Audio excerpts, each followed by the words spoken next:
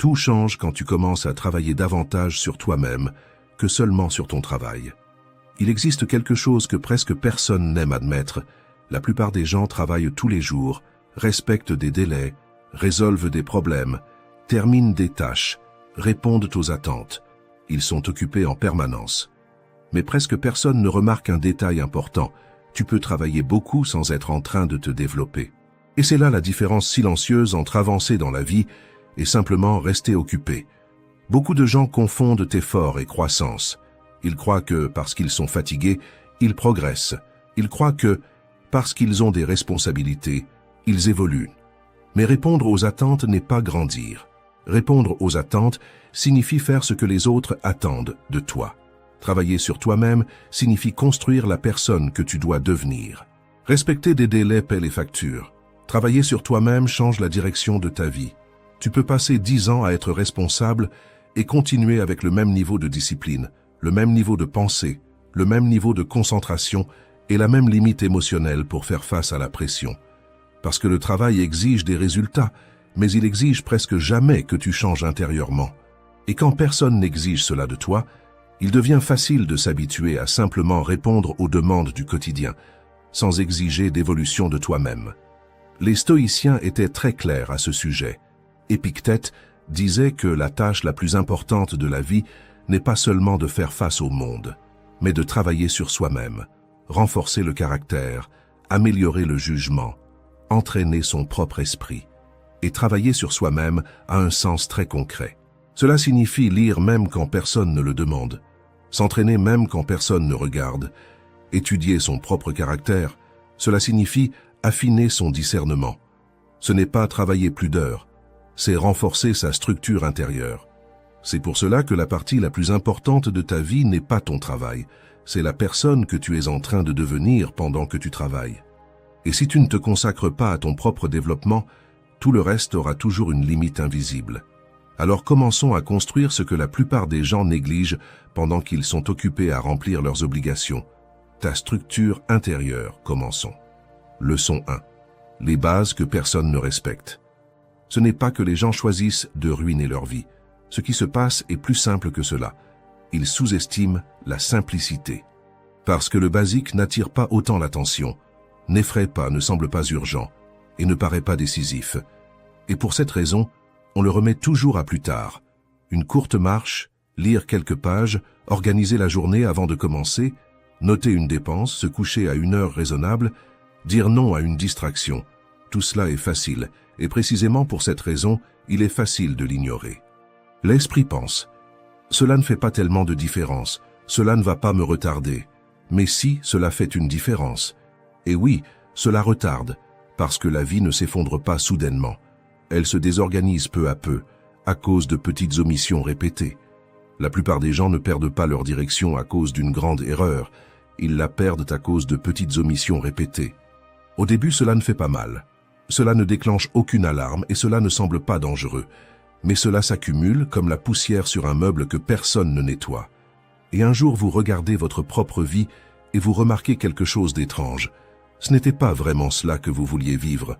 Non pas parce que vous avez pris une décision absurde, mais parce que vous avez repoussé de petites décisions à plus tard. Non pas parce que vous avez choisi le chaos, mais parce que vous avez toléré le chaos. Et ce que nous tolérons construit notre vie. Mais voici le principe qui fait toute la différence. Ce qui est facile à faire est facile à ne pas faire. Et cette petite vérité gouverne le destin de beaucoup de gens. Parce que quand quelque chose est difficile, vous vous préparez, vous faites attention, vous le prenez au sérieux. Mais quand quelque chose est simple, vous vous relâchez, vous minimisez. Et quand vous minimisez ce qui est simple, vous abandonnez la seule force qui construit réellement l'avenir, la persévérance. Les stoïciens étaient très directs à ce sujet. La discipline n'est pas faire des choses impossibles, c'est faire chaque jour ce qui dépend de vous.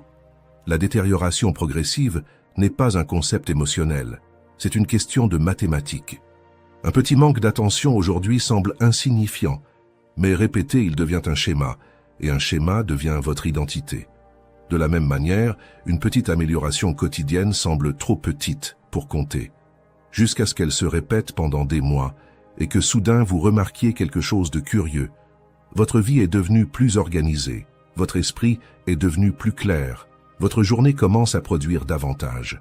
Ce n'était pas de la magie, c'était de l'accumulation. La vie ne répond pas à ce que vous avez l'intention de faire, elle répond à ce que vous répétez. C'est pour cela que des choses simples construisent la richesse ou la ruine. Et quand je parle de richesse, je ne parle pas seulement d'argent, mais aussi d'abondance de temps, de santé, de clarté, de relations et d'opportunités. Tout cela se construit de la même manière, par de petites décisions prises avec régularité. Quand vous respectez le simple, votre vie gagne en stabilité. Quand vous ignorez le simple, votre vie commence à devenir fragile. Parce qu'il existe une règle silencieuse que presque personne ne remarque. Ce qui est facile et ignoré devient le difficile, inévitable. La formule du désastre est rarement dramatique. Elle est calme, progressive et même confortable. Vous pensez, je ne vais pas faire cela aujourd'hui, ni demain. La semaine prochaine, je m'organise. Plus tard, je commence. Et ainsi de suite. Et l'année prochaine, il y aura un changement. Et sans drame, sans crise, sans tragédie, 5 ans seront passés. Et la pire partie est que la personne n'a pas l'impression d'avoir choisi cela. Elle a l'impression que cela est arrivé. Mais cela n'est pas arrivé. Cela s'est accumulé. Un exemple clair de cela apparaît quand vous regardez la santé. Beaucoup de maladies n'apparaissent pas à cause d'une seule mauvaise journée. Elles surgissent à partir de petits schémas répétés au fil des années. Un style de vie légèrement sédentaire, une alimentation toujours négligée, le repos toujours remis à plus tard, le sommeil toujours raccourci. Chaque chose prise isolément semble gérable, mais ensemble, au fil des années, elles produisent un résultat inévitable. La vie répond à la somme, pas au moment. C'est ainsi pour votre discipline financière, pour vos relations, pour votre esprit et aussi pour votre caractère, parce que ce n'est pas le grand effort qui change votre vie, c'est la petite habitude que vous ne négligez pas. Épictète expliquait cela de manière simple. Il disait qu'un olivier ne donne pas de fruits le jour où il est planté, il donne des fruits longtemps après. Parce que quelqu'un en a pris soin continuellement, l'a arrosé, l'a protégé, a attendu. La vie fonctionne de la même manière. C'est pour cela que l'application est simple. Choisissez aujourd'hui une petite discipline. Tellement petite que vous ne puissiez pas justifier de ne pas la faire. 10 minutes de lecture, 10 minutes de marche, 10 minutes de planification. Et établissez une règle simple. Je ne peux pas manquer 2 jours de suite. Un jour perdu est humain. 2 jours commencent à créer un schéma. Cette règle protège votre avenir parce qu'elle interrompt l'accumulation négative avant qu'elle ne devienne une identité. Au fond, ce que vous entraînez n'est pas seulement une habitude. Vous entraînez le respect de la simplicité, et quand vous respectez le simple, votre vie commence à s'organiser. Et quand la vie s'organise, apparaît une expérience que peu de gens connaissent, le progrès sans drame. Un progrès qui ne dépend pas de la motivation. Un progrès qui ne dépend pas d'une journée parfaite. Un progrès qui naît de la répétition. Gardez cette phrase parce qu'elle résume toute cette leçon. Le succès exige rarement des choses difficiles. Il exige que vous n'ignoriez pas ce qui est facile. Dans le prochain chapitre, nous allons parler de la loi qui transforme ce principe en quelque chose de presque inévitable. La loi des moyennes. Parce que lorsque vous comprenez les proportions, vous arrêtez de dramatiser les non. Vous cessez de vous frustrer face aux contretemps et vous commencez à gagner par la quantité, pas par l'émotion. Leçon 2. La loi des moyennes. Cette loi ne parle pas de motivation, elle parle de proportion. Parce que la vie répond rarement par un simple oui ou non, elle répond en pourcentage. Et beaucoup de gens abandonnent parce qu'ils interprètent la situation de la mauvaise manière. Une tentative ratée semble être un échec. Une semaine irrégulière semble être un recul. Une mauvaise série semble être la preuve que rien ne fonctionne. Mais la plupart du temps, ce n'est rien de tout cela. C'est simplement de la statistique. Une tentative ratée ne signifie presque rien. Une mauvaise semaine ne signifie presque rien. Même une série d'erreurs peut ne rien signifier. Parce que lorsque vous êtes à l'intérieur d'un système de moyenne, ce qui compte n'est pas un événement isolé. Ce qui compte, c'est combien de fois vous continuez d'essayer. C'est la différence entre ceux qui progressent et ceux qui se frustrent. Celui qui se frustre croit que sa valeur dépend du résultat immédiat. Celui qui progresse comprend quelque chose de beaucoup plus important. Son pouvoir se trouve dans la répétition. Parce que la répétition ne produit pas seulement des résultats, elle produit de l'habileté, et l'habileté change le pourcentage. Si vous essayez 10 fois, vous n'aurez probablement pas 10 victoires, vous aurez une proportion. Si vous essayez 100 fois, cette proportion commence à devenir plus claire. Si vous essayez 1000 fois, un schéma commence à apparaître. Et à ce moment-là, vous percevez quelque chose d'important. Vous n'êtes pas en train de construire une journée parfaite.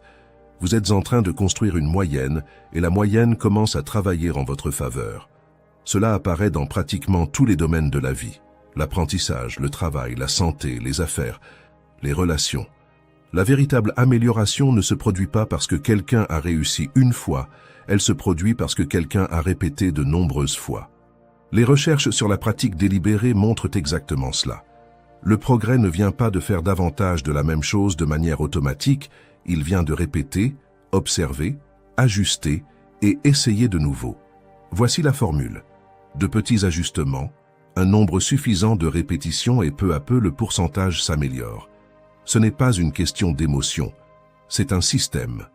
L'erreur la plus courante consiste à penser qu'un mauvais résultat invalide le chemin, mais la loi des moyennes montre exactement le contraire. Le chemin inclut des erreurs, inclut des tentatives qui ne fonctionnent pas, inclut des jours où vous n'avez pas envie.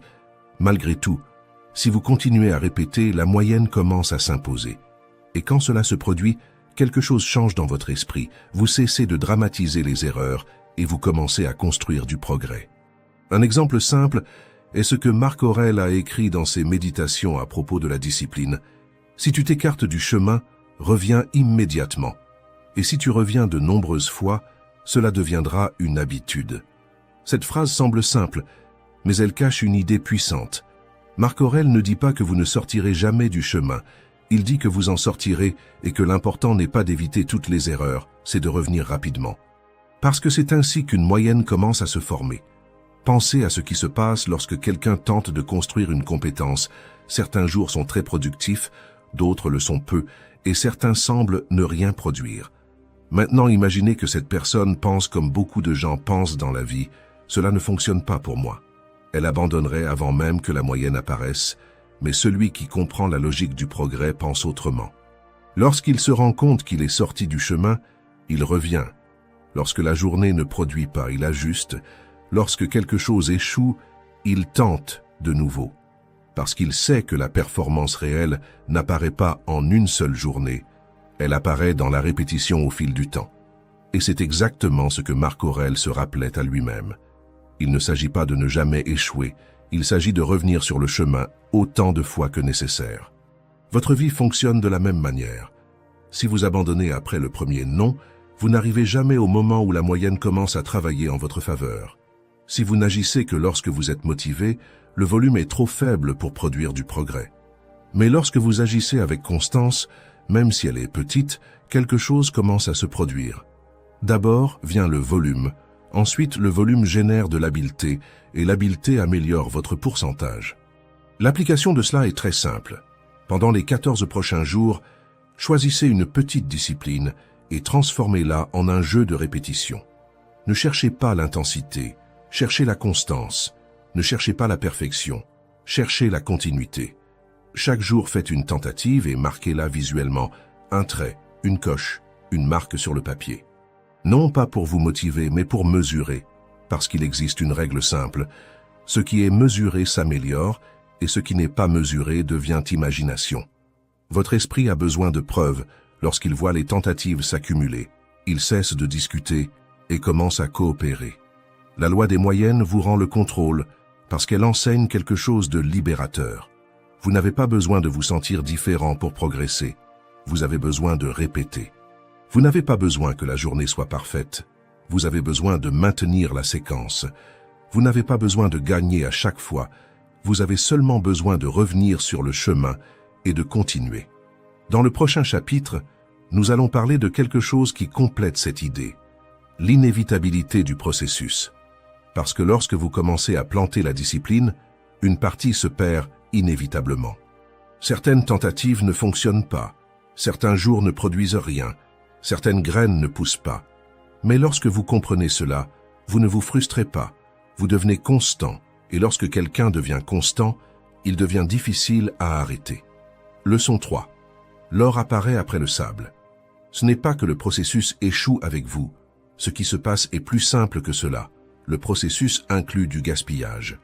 Et beaucoup de gens abandonnent, non pas parce qu'ils ne peuvent pas, ils abandonnent parce qu'ils ne supportent pas de voir du sable avant de voir de l'or. La plupart attendent que chaque tentative soit organisée, que chaque effort paraisse productif, que chaque progrès soit visible. Mais la véritable croissance ne fonctionne pas de cette manière, elle fonctionne comme un filtre. Lorsque vous commencez à travailler sérieusement sur vous-même, ce qui apparaît d'abord n'est pas l'or, c'est beaucoup de matière inutile. Des jours où vous ne produisez pas, des distractions qui vous sortent du chemin, des semaines où le progrès semble lent, la fatigue, les critiques et surtout les frictions. Et si vous interprétez tout cela comme un signe d'échec, vous abandonnerez exactement au moment où le processus commençait à fonctionner. Les stoïciens comprenaient cela et enseignaient quelque chose de simple. Celui qui grandit réellement ne cherche pas un chemin parfait, il cherche à maintenir le filtre en fonctionnement. Parce qu'il comprend quelque chose de simple, le résultat apparaît après le processus normal. Et le processus normal inclut des pertes, inclut des tentatives qui ne fonctionnent pas, inclut des jours difficiles, inclut des moments où vous vous demandez si tout cela vaut la peine. Ce n'est pas une erreur dans le système, c'est le système lui-même. Pensez à l'image de quelqu'un qui tamise du sable à la recherche d'or. Au début, il y a beaucoup de sable, ensuite apparaissent des pierres, et seulement après, avec suffisamment de patience, commencent à surgir de petits fragments d'or. Le sable représente ce qui ressemble à du progrès, mais disparaît rapidement. L'enthousiasme momentané, les grandes promesses, les jours intenses qui ne se répètent pas, au début cela brille, mais l'éclat ne dure pas. La pierre représente autre chose, elle représente la véritable friction, le poids du processus, la discipline quand il n'y a pas de motivation, la répétition quand le résultat n'apparaît pas encore. Et c'est précisément là que beaucoup abandonnent, parce qu'ils confondent l'inconfort avec l'échec. Mais l'or apparaît exactement après la pierre. L'or représente ce que presque personne n'atteint, une identité solide. Parce que la véritable récompense de travailler sur soi n'est pas seulement un résultat extérieur, c'est devenir quelqu'un de constant. La psychologie comportementale explique bien ce moment. Lorsque l'inconfort apparaît, l'esprit cherche un soulagement immédiat. Cela s'appelle l'évitement. Éviter le problème apporte un soulagement à court terme, mais renforce l'habitude d'abandonner. Et c'est pour cela que la discipline ne signifie pas être dur. Elle signifie apprendre à tolérer l'inconfort sans fuir. Lorsque vous entraînez cette tolérance, quelque chose change dans votre comportement. Il devient stable et la stabilité est ce qui permet un véritable progrès. Cela apparaît clairement dans l'entraînement des musiciens professionnels, dans les répétitions réelles. Une grande partie du temps est consacrée aux erreurs. La partie difficile est répétée de nombreuses fois. Avant de bien sonner, la musique sonne souvent mal. Un débutant se frustre, le professionnel comprend quelque chose de différent. Il sait que la partie qui sonne mal est exactement l'endroit où l'habileté est en train de se construire. Il ne dramatise pas l'erreur, il utilise l'erreur comme guide. Travailler sur soi fonctionne de la même manière. N'exigez pas que tout paraisse parfait, exigez seulement que le filtre continue de fonctionner. L'or n'apparaît pas dans le premier saut, il apparaît après avoir soutenu le processus sans transformer la friction en excuse. Vous pouvez appliquer cela à votre vie. Lorsque surgit un jour de sable ou un jour de pierre, n'évaluez pas toute votre vie. Évaluez seulement une chose. Vais-je maintenir le filtre en fonctionnement aujourd'hui? Même à petite échelle, aujourd'hui je maintiens le bloc, aujourd'hui je répète, même si c'est peu. Aujourd'hui je n'abandonne pas le processus. Parce que ce n'est pas la perfection qui construit une nouvelle identité, c'est la continuité. Et c'est la continuité qui transforme l'effort en caractère. Dans le prochain chapitre, nous allons approfondir une idée qui change complètement la manière dont vous vous reliez à l'argent. Parce que l'argent ne corrige pas une philosophie faible, il amplifie simplement ce qui existe déjà. Si votre philosophie est forte, l'argent devient un outil. Si elle est faible, il devient un risque. Et comprendre cela change complètement la manière dont vous construisez votre vie. Leçon 4. La philosophie avant l'argent. Ce n'est pas l'argent qui construit une personne, c'est la philosophie qu'elle possède lorsqu'elle administre l'argent. Pour les stoïciens, l'argent en lui-même n'a pas de morale, n'a pas d'intention, n'a pas de but, il ne fait qu'amplifier. Il amplifie ta clarté ou ta confusion. Il amplifie ta discipline ou ton impulsivité. Il amplifie tes standards intérieurs ou ton besoin d'impressionner. C'est pour cela que cette leçon ne parle pas principalement d'argent, elle parle de toi. Travailler dur sur soi-même signifie aussi développer une philosophie capable de soutenir n'importe quelle somme qui passe entre tes mains. Parce que lorsque l'esprit n'est pas entraîné, l'argent n'élève personne. Il expose tes faiblesses, il expose tes impulsions, il expose tes schémas. Et c'est pour cela que tant de gens croient que le problème est d'avoir peu d'argent. Mais très souvent, le véritable problème est ailleurs, le manque de structure intérieure. Avant que l'argent devienne un outil, tu dois devenir quelqu'un capable de l'utiliser avec intention. Il ne s'agit pas de gagner plus d'abord. Il s'agit de décider mieux d'abord parce que les décisions viennent avant l'argent. Et l'argent suit toujours le type de décision que tu répètes. C'est pour cela que la philosophie avant l'argent signifie quelque chose de très simple. D'abord, tu apprends à te gérer toi-même. Ensuite, tu gères tes ressources. D'abord, tu contrôles tes impulsions. Ensuite, tu contrôles ton budget. D'abord, tu élèves tes standards. Ensuite, tu augmentes tes revenus. Parce que lorsque quelqu'un essaye de sauter cette séquence, l'argent se transforme en amplificateur d'erreurs. L'économie comportementale le montre avec beaucoup de clarté. Les décisions financières sont rarement totalement rationnelles, elles sont influencées par les émotions, les impulsions et la recherche de gratification immédiate. Quand une personne agit par impulsion, le cerveau privilégie le plaisir du présent et ignore les coûts du futur. C'est pour cela que, sans autocontrôle et sans règles claires, l'argent tend toujours à suivre le chemin le plus facile. Ce n'est pas un manque d'intelligence, c'est un manque de structure. Et il existe une vérité que peu de gens acceptent. Tu n'as pas besoin de plus d'argent pour commencer à pratiquer ta philosophie. Tu as besoin de plus de conscience. Parce que l'argent ne change pas qui tu es, il révèle. Si tu es désorganisé avec peu, tu seras probablement désorganisé avec beaucoup.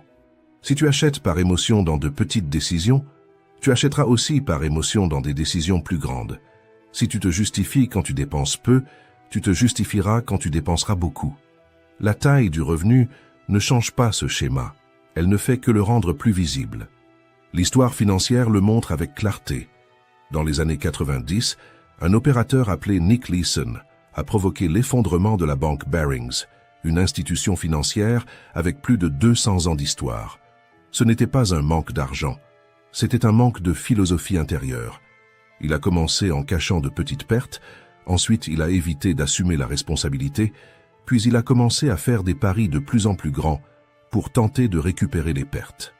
Tout cela pour maintenir l'apparence du succès. Ce schéma mental s'est répété jusqu'à détruire une banque entière. La leçon est dure, mais très claire. Quand la philosophie est faible, de grands chiffres créent de plus grands problèmes. C'est pour cela que travailler dur sur soi-même signifie aussi développer une relation honnête avec la vérité. Parce que l'argent exige de l'honnêteté, si tu te mens à toi-même, les chiffres le révèlent. Si tu crées des excuses, les chiffres s'accumulent. Si tu ignores les problèmes, le coût augmente. La véritable richesse commence avec l'intégrité mentale. Un plan petit et cohérent est plus puissant que beaucoup d'argent sans direction. Un esprit organisé avec un revenu modeste est plus sûr qu'un esprit chaotique avec un revenu élevé. Parce que ce qui transforme l'argent en outil, ce n'est pas la quantité, c'est la structure. Travailler sur soi-même, dans ce cas, signifie créer des règles simples qui gouvernent ton comportement financier. Des règles qui ne dépendent pas de ton humeur. Des règles qui ne se négocient pas au moment de l'achat. Des règles qui continuent de valoir même quand tu pourrais dépenser. L'application de cela est très simple. Avant toute dépense importante, arrête-toi pendant 10 secondes et pose-toi 3 questions. Non pas pour générer de la culpabilité, mais pour développer du discernement. Première question. Est-ce que cela construit mon futur ou est-ce que cela achète seulement une émotion? Deuxième question. Est-ce que cela me rapproche de la vie que je veux construire ou est-ce que cela satisfait seulement une impulsion? Troisième question. Est-ce que je ferais ce choix si personne ne regardait? Cette dernière question élimine le théâtre. Elle te place face à ta véritable intention. Et lorsque tu vois ton intention avec clarté, il devient beaucoup plus facile de corriger la direction. Parce que travailler dur sur soi-même signifie exactement cela, ne pas laisser la vie en pilote automatique. L'argent ne te donne pas une identité, il amplifie seulement l'identité que tu possèdes déjà. C'est pour cela que le véritable travail se trouve dans ta capacité à dire non, dans ta capacité à suivre un plan, dans ta capacité à ne pas acheter un soulagement immédiat au prix de ton futur. Quand cette philosophie commence à se renforcer, l'argent cesse d'être une source d'anxiété et commence à devenir un outil. Leçon 5. Les disciplines sont interconnectées. Ce n'est pas que ta vie possède des domaines séparés, c'est que ton caractère apparaît dans chacun d'eux. La même personne qui administre son argent administre son temps. La même personne qui prend soin de son corps prend soin de son esprit. La même personne qui maintient un engagement maintient une relation. C'est pour cela que travailler sur soi-même ne signifie jamais améliorer seulement une chose. Cela signifie comprendre que tout est connecté. La plupart des gens essaient de réparer leur vie comme si elle était faite de compartiments isolés. Ils veulent plus d'argent, mais sans ordre intérieur. Ils veulent un meilleur corps, mais sans discipline mentale.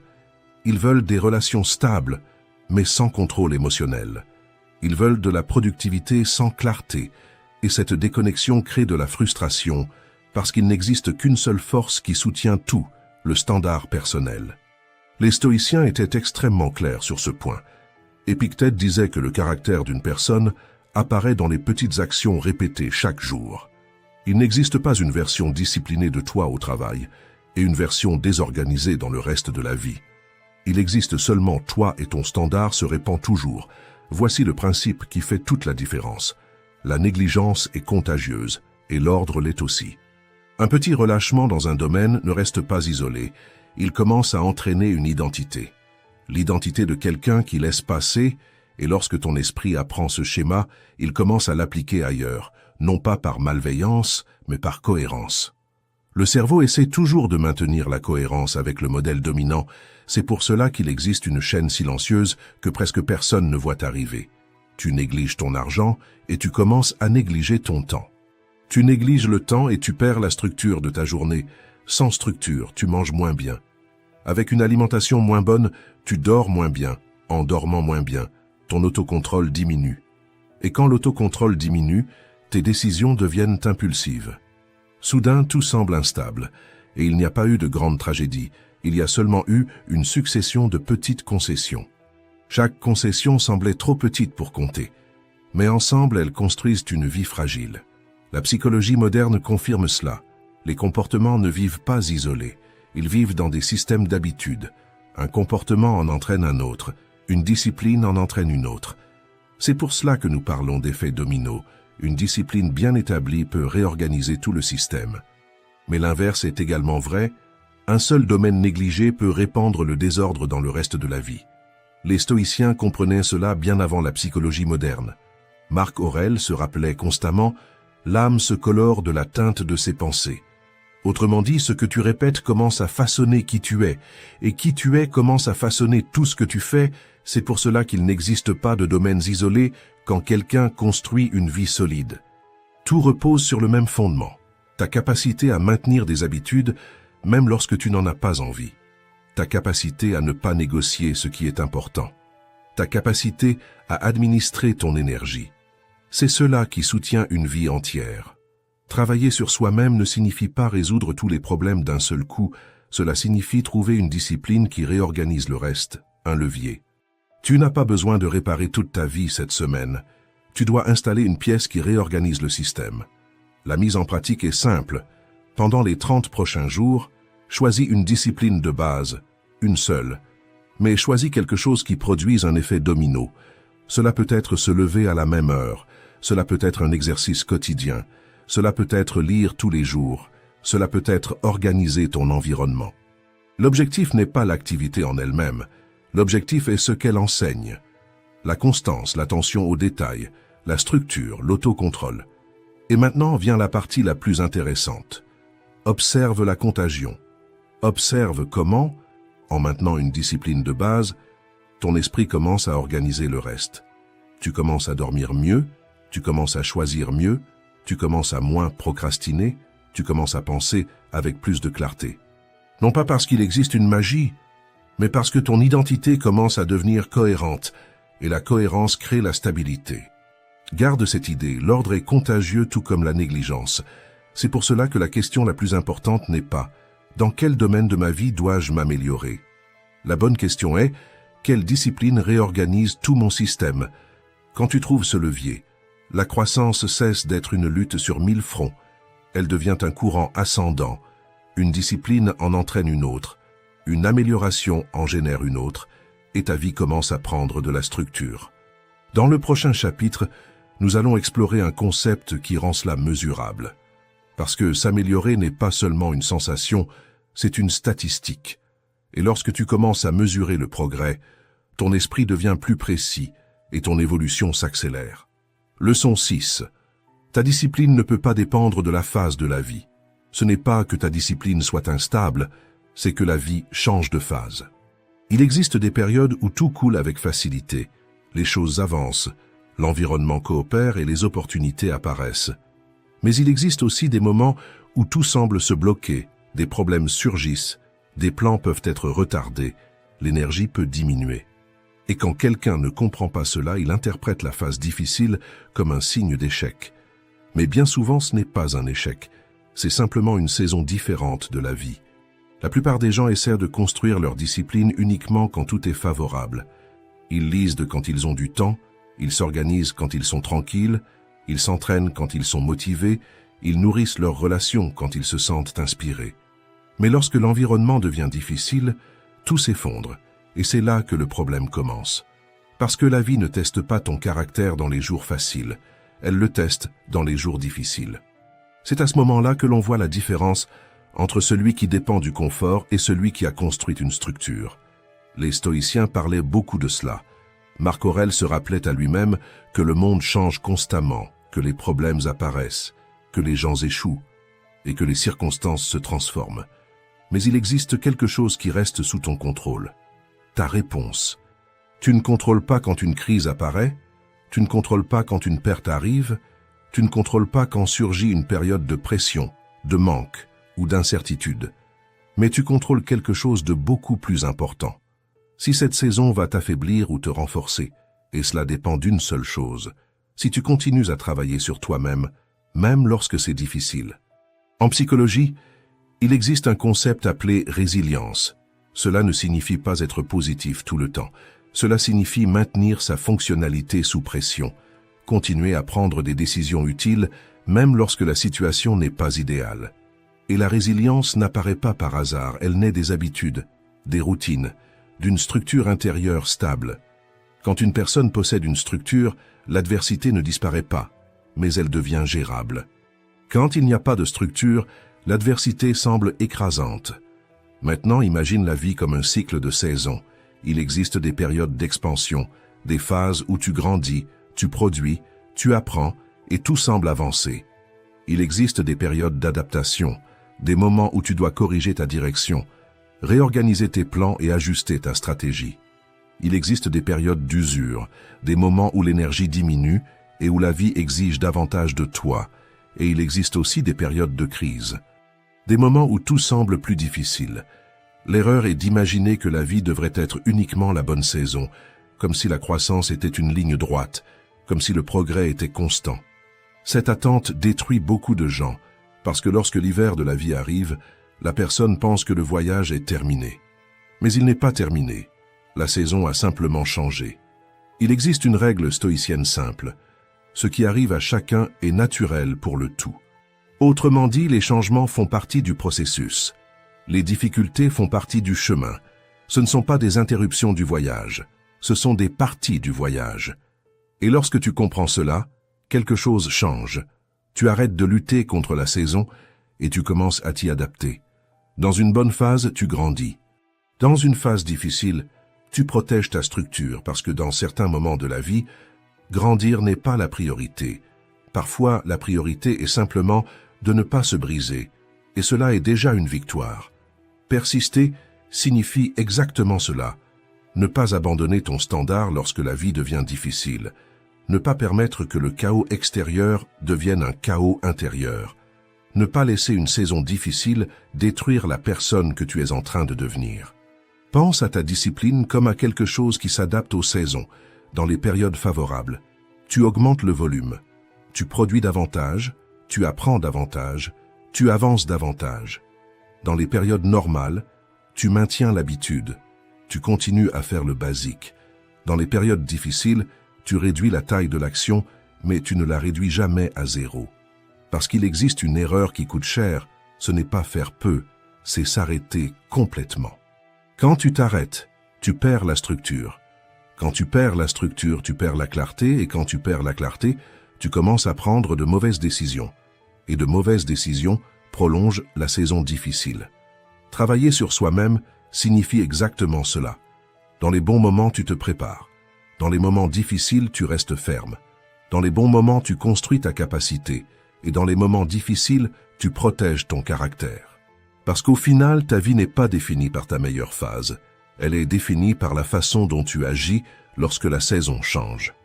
Leçon 7. L'identité de celui qui travaille sur lui-même. Au fond, tout cela mène à une question simple. Qui es-tu en train de devenir? Cette vidéo n'a pas seulement parlé de stoïcisme et de développement personnel, elle a parlé d'identité, de la vie de quelqu'un qui décide de travailler sur lui-même. Et la vérité est que cette vie ne paraît pas spectaculaire de l'extérieur. Ce n'est pas une vie parfaite, c'est une vie qui n'est pas négligée. Celui qui prend son propre développement au sérieux comprend quelque chose que beaucoup de gens ignorent.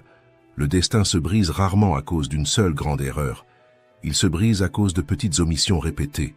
C'est pour cela que la vie de cette personne ne repose pas sur l'intensité. Elle repose sur l'attention. L'attention au simple, l'attention au petit, l'attention à ce qui est facile, parce qu'elle a appris une règle qui change tout. Ce qui est facile à faire est aussi facile à ne pas faire. Alors elle ne vit pas en attendant le jour idéal. Elle fait ce qu'elle peut aujourd'hui. Même si c'est peu, elle protège le minimum nécessaire, parce qu'elle comprend quelque chose que presque personne ne prend vraiment au sérieux. La détérioration est mathématique. Mais le progrès l'est aussi. C'est pour cela qu'elle ne permet pas que 2 jours de suite deviennent un abandon. Elle ne permet pas que de petites erreurs commencent à s'accumuler. Elle coupe la fuite avant qu'elle ne devienne un problème. La routine de cette personne paraît simple, parce qu'elle n'est pas remplie de drames. Elle est remplie de répétitions. Elle continue simplement, elle continue de faire le basique, elle continue de protéger ce qui compte, elle continue de revenir à ce qu'elle a décidé de construire. Et c'est ainsi que, avec le temps, la vie commence à prendre forme. Non pas par chance, non pas à cause d'un moment extraordinaire, mais par quelque chose de beaucoup plus simple, une attention maintenue assez longtemps. Travailler sur soi-même ne signifie pas vivre dans une motivation constante. Cela signifie vivre dans une responsabilité constante. La responsabilité de revenir, la responsabilité d'ajuster, la responsabilité de continuer. Et quand quelqu'un vit ainsi pendant des années, quelque chose de curieux arrive. De l'extérieur, on dirait que tout a commencé à fonctionner, mais à l'intérieur, cela a toujours été la même chose. Une personne qui a cessé de négliger sa propre vie. Alors garde seulement cela avec toi. N'attends pas le moment parfait. Protège le simple. Reviens quand tu t'éloignes du chemin et continue. Parce que l'identité de celui qui travaille sur lui-même ne naît pas en un grand jour. Elle naît chaque fois que tu décides de ne pas abandonner ce qui construit ta vie.